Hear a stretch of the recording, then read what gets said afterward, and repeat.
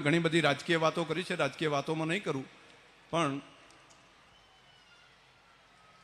બેન રેખાબેન આવ્યા ત્યારે મને લાગ્યું થોડી મહેનત વધારે થઈ ગઈ હોત તો એમને રેખાબેન તરીકે ના કહી શકો, તો સંસદ સભ્ય રેખાબેન એવું કહી શકો.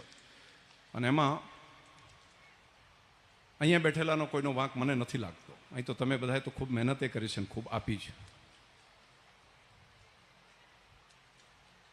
પણ હજુ મહેનત વધારે કરજો, હજુ વધારે પુરુષાર્થ કરજો, અને જ્યાંથી નથી મળ્યું ત્યાંથી મહેનત કરીને ભેગા કરીને વ્યવસ્થા કરજો બધી. અને મારે તો લક્ષ્મીબેન તમને બધાને કહેવું છે, હવે લાભ આપ્યો છે ત્યાં તો અહીંયાથી લાભ લેજો ખરી, નહીતર એવું થશે કે ગાંડા ગણાશે. તો પેલા ગાંડા ન ગણાય એનું જરા ધ્યાન રાખજો બધાય મળીને. તો આટલી મારી અપેક્ષા બધાની પાસે પેલી હોય. અને બાકી તો રાજનીતિ છે, જાહેર જીવન છે, તો ચાલ્યા કરવાનું બધું, એના કારણે કરીને પેલું અટકતું કશું નથી હોતું, પરંતુ ભેગા મળીને કામ કરો. એક આવતા અઠવાડિયે મેં પહેલાં આવ્યો હતો ત્યારે વાત કરી હતી કે આપણા મુખ્યમંત્રીશ્રી આવે છે, અને વડગામના મુખ્યમંત્રીશ્રી આવ્યા હતા, અને ઘણું બધું કામ પાણીનું, તલાવોનું, નવી યોજના મૂકી, એનું પણ કામ આપણને મંજૂરીઓ મળી. ગયા અઠવાડિયામાં દેશના ગૃહમંત્રીશ્રી પણ આવ્યા, અને એમણે સહકારિતા માટેના 2-3 યોજનાઓ, ખાસ કરીને 50,000 સુધી બહેનોને વગર વ્યાજે લોન આપવા માટેની એક યોજના આખી મુકાઈ. આ બધા જે કંઈનું કંઈ આવે છે, વાત કરે છે, એમાં નવું કંઈનું કંઈ આપતા જાય છે, અને લાંબા સમય સુધી એનો ફાયદો થાય એવી વ્યવસ્થા થાય છે. યુવાનો જે ખાસ કરીને ઘણા બધા મારા જવાનિયાઓ છે, એના માટે મારે વાત કરવી છે કે દુનિયાની અંદર જાપાન નામનો દેશ છે. જાપાન દેશની અંદર જેમ આપણે આ રિલાયન્સ કંપની છે એ મોટી છે, અદાણી મોટું કંપની છે, એવી ત્યાંની સુઝુકી નામની કંપની છે, જે જાપાન દેશની સૌથી મોટી કંપની છે. અને જેમ અહીંયા અંબાણી ભાઈઓ છે, એ જ પ્રમાણે ત્યાં પણ એમનું પરિવાર છે, ટી સુઝુકી કરીને છે, અત્યારે જે એના ચેરમેન છે. દુનિયાના સૌથી જે સંપન્ન લોકો કહેવાય એમાંના એક માણસ છે, જે એમને દેશના રાષ્ટ્રપતિઓ નિમંત્રણ આપે, રાષ્ટ્રપતિઓ લેવા માટે જતા હોય છે, એવા માણસો છે. અને એ આવતા અઠવાડિયે 26મી તારીખે ભારતમાં આવે છે. રાષ્ટ્રપતિશ્રી, પ્રધાનમંત્રીશ્રી કે એમને તો કોઈનો એમનો રૂટ હશે એ પ્રમાણે મળશે, પરંતુ એમને બનાસની ધરતી ઉપર બોલાવ્યા છે. એ આવતા અઠવાડિયે 26મી તારીખે બનાસની અંદર આવે છે. અને ટી સુઝુકી બનાસમાં આવ્યા પછી 2 બાબતોની અંદર મોટું કામ જે છેલ્લા 5-7 વર્ષથી કરી રહ્યા છીએ, એમનું એક મોટું પરિણામ બનાસકાંઠાના જિલ્લાના ખેડૂતો માટે કરીને કામ કરવાનું છે. કે 20-25 વર્ષ પહેલાં કે 50 વર્ષ પહેલાં કર્યું હોય કે દૂધ માટે, દૂધ વેચાય, એમાંથી પૈસા મળે, તો 50-100 વર્ષ પહેલાં આપણે નહોતા વિચારતા. બહુ બધું ઘી થાય, દૂધમાંથી વેલ્યુ એડિશન થઈને ચીઝ બને, પનીર બને, એમાં પૈસા મળે, કોઈ વિચારતું નહોતું.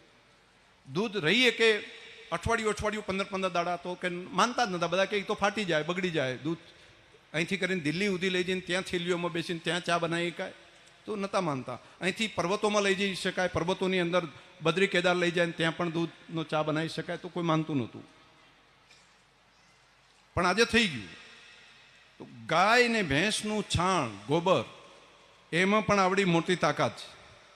અને આજે જે આ કામ કરી રહ્યા છીએ એમાં પૈસા ખર્ચવા માટે એમાં રોકાણ કરવાનું ખૂબ પૈસા થાય છે.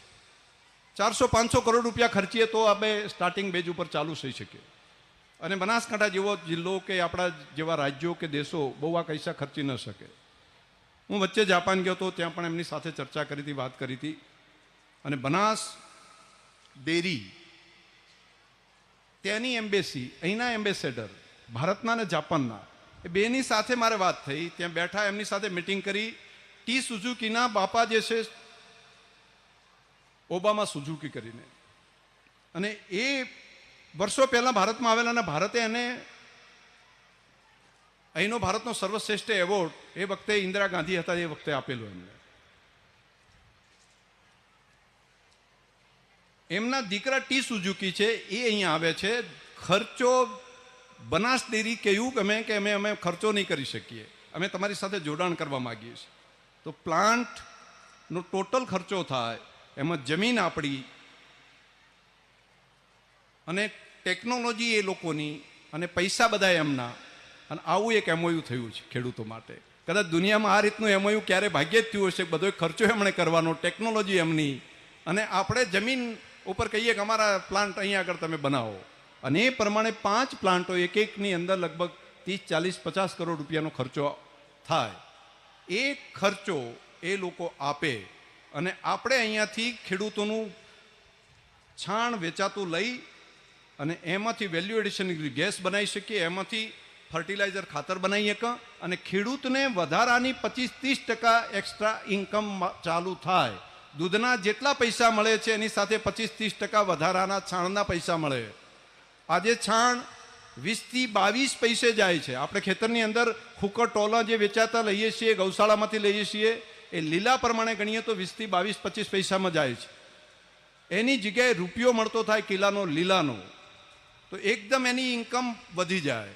અને એમાંથી તૈયાર થયેલું ગૌમૂત્રમાંથી ખાતર તૈયાર થાય, એનું માર્કેટ થાય. ભારત સરકાર પણ એની પોલિસી બનાવી રહી છે. અને આપણા ટ્રેક્ટર, આપણી ગાડીઓ, એ બધું આપણા જ ગેસમાંથી ચાલતું થાય. એ રીતના ગેસના પંપ બનાવીએ. તેમાંનો એક પંપ થરાદની ધરતી ઉપર બનાવવા માટે આવી 26 તારીખે વિચાર કરી રહ્યા છીએ કે અહીંયા પણ એક ધરતી થાય અને એનું રોકાણ જે કરવાનું થાય એમાં જાપાનની આ કંપની કરશે ત્યાંથી, અને આપણે આપણી ધરતી ઉપર એક નવી શરૂઆત કરીએ છીએ. આ શરૂઆતનું છે એક એ લાંબા ગાળે જો એની અંદર થશે તો અનેક ગામો સુધી, અનેક વ્યવસ્થા સુધી આપણે પહોંચાડવાની વ્યવસ્થા પણ કરશું. તો આવતી એમને લાવવાનો કાર્યક્રમ જે છે એ થશે અત્યારે હાલ દિયોદર કે પાલનપુર કે ત્યાં દામા કે એવા 2-3 જગ્યાએ, પરંતુ એનો વર્ચ્યુઅલી એનું ઉદ્ઘાટન ત્યાં બેઠા કરશું. કદાચ પ્રત્યક્ષ રીતે આવવાનું નહીં થાય, પરંતુ આ ધરતી ઉપર થાય એવો મારો પ્રયત્ન છે. અને એક બહુ સારું કામ આપણી આ થરાદની સરહદી ધરતી ઉપર પણ થાય, તો એના માટેની જાણકારી પણ આજે અહીંયા બેઠા છીએ બધાને આપું છું. ખૂબ શુભકામનાઓ બધાને.